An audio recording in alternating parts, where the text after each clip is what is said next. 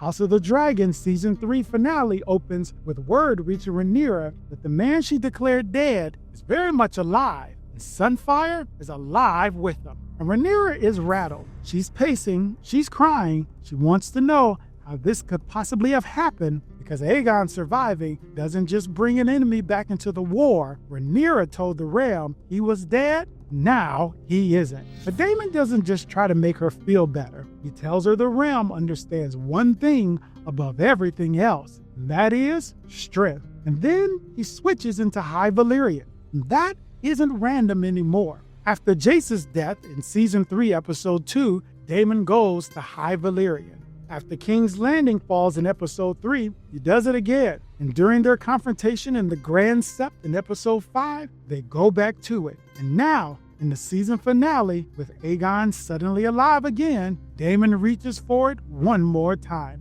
And every time Rhaenyra loses her footing this season, High Valyrian seems to be how Daemon finally gets through to her. And this time, what gets through is simple. The realm understands straight. Rhaenyra listens and begins her plan. Hugh and Vermithor stay near King's Landing. Daemon takes Caraxes and goes to Tumbleton, but she gives him one warning before he goes. Win, just don't make her look like a monster. Rhaenyra is willing to use the weapon. She still thinks she can control what using it looks like.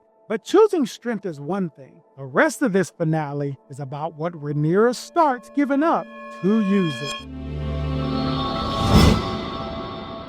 Baelish simply tells Rhaenyra she uses people. And honestly, the episode makes that pretty hard to argue with. Corlys is sitting in enemies' hands, and Rhaenyra won't change the larger plan to get him back. Mysaria, one of the few people still pushing her towards restraint, is suddenly being sent to Pentos, and then there's Helaena. Before she leaves, Mysaria tells her the truth that Aegon and Sunfyre are alive, and Helaena and the child she carries are leveraged whether Rhaenyra admits it or not. And when Rhaenyra comes to see her, Helaena still refuses to eat. And this conversation tells us a lot more than whether Helaena is hungry. Helaena asked her, "Do you think life is nothing more than not being dead?" And then she tells Rhaenyra their father would hate what she's doing. And Rhaenyra doesn't really deny it. She says she tried to honor Viserys' philosophy until she realized it would be the realm's undoing. And that's the break. She's done trying to rule like Viserys.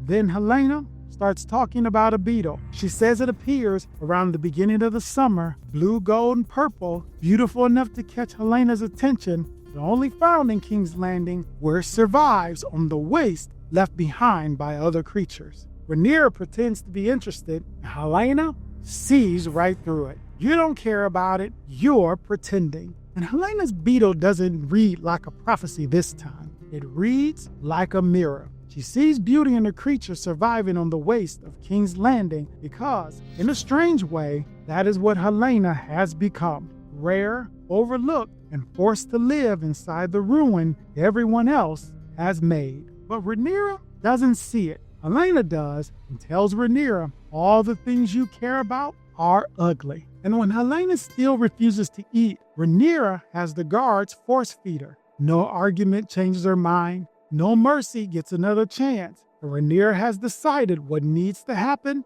so it happens. And while Rhaenyra is cutting away the people and principles that used to slow her down, Aegon is doing the exact opposite. He's pulling pieces back together again.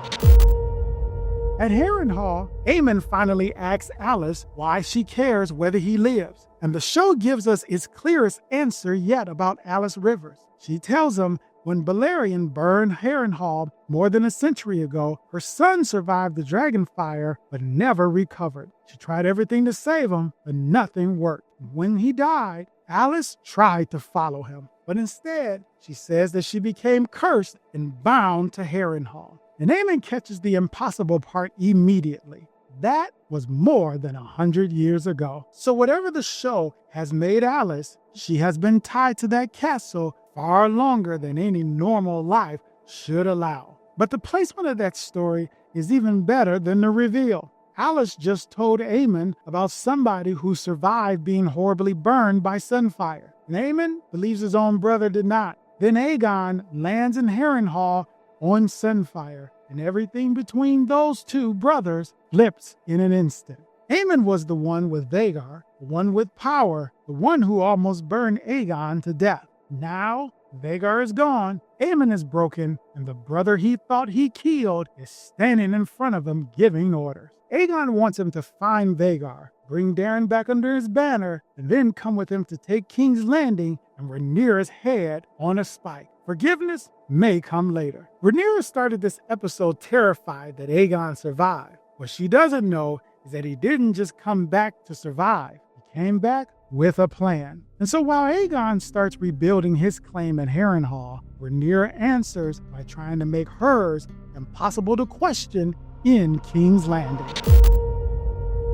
Sitting the Iron Throne still hasn't made everybody accept her. On the way to the Grand Sept, she passes the Queen of Bastards written on the walls. And during that same ride through a city questioning her bloodline, she tells Joffrey that he is now her heir. Then she reaches the High Septon and demands that he publicly anoint her. He refuses and stands with the faith of the Seven and warns Rhaenyra that harming him would put her against the faith itself. Rhaenyra calls him a traitor and then orders Alan to kill him. And that brings back Alicent's warning from King's Landing in Season 3, Episode 3, when Alicent told Rhaenyra that she could not rule and remain exactly who she was. And eventually, the crown would require things from her that she once believed she would never do. At the time, Rhaenyra rejected that.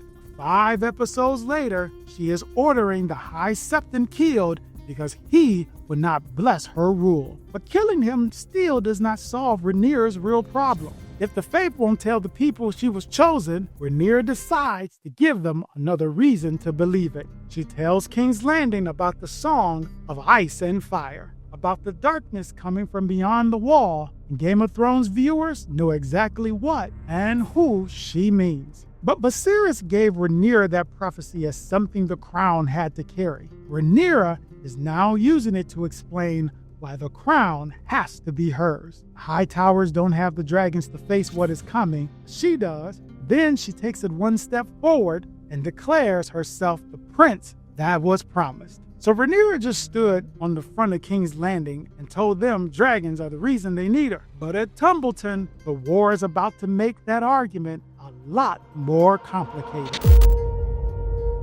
Ormond has been preparing for Daemon long before Caraxes reaches Tumbleton. Ulf and Silverwing are supposed to be part of that answer, but Ormond is also playing another game inside his own camp. He knights Daemon and names him Sir Daemon the Daring, telling him a prince must first become a knight before he can become king. The problem is, Daemon already knows Ormond is keeping something from him. He tells Gawain that Ormond and Roxton are working some plan he hasn't been brought into. So even as Ormond prepares Daemon for a crown, Daemon keeps learning more and more how little say he has in the moves being made around him. By the time Daemon prepares his attack, another problem is waiting at the gates. They have been fortified with boys, children who are terrified and asking for their mothers. Now, battle has changed before Daemon even makes his next move. Caraxes can still burn through a gate, but the question is what Daemon is willing to burn with it.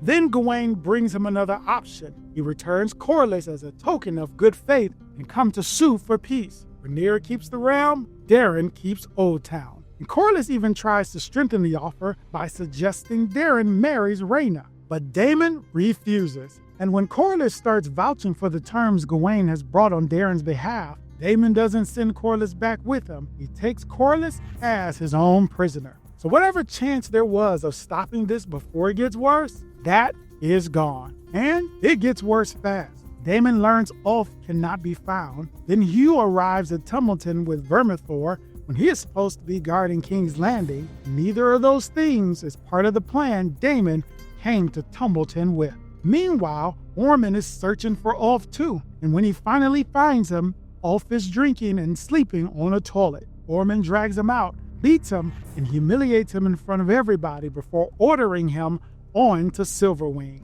And that should look very familiar because Daemon already made that mistake with Ulf earlier this season. He knocked him down, publicly humiliated him, and treated him like having Silverwing meant Ulf himself no longer mattered. Now Ormond does essentially the same thing. And that is what makes Ulf such a dangerous piece in this battle. Both sides want the dragon. Neither side has given much thought to what happens when the man riding her decides he is finished taking orders. And Ulf gets on Silverwing, and Tumbleton turns into chaos.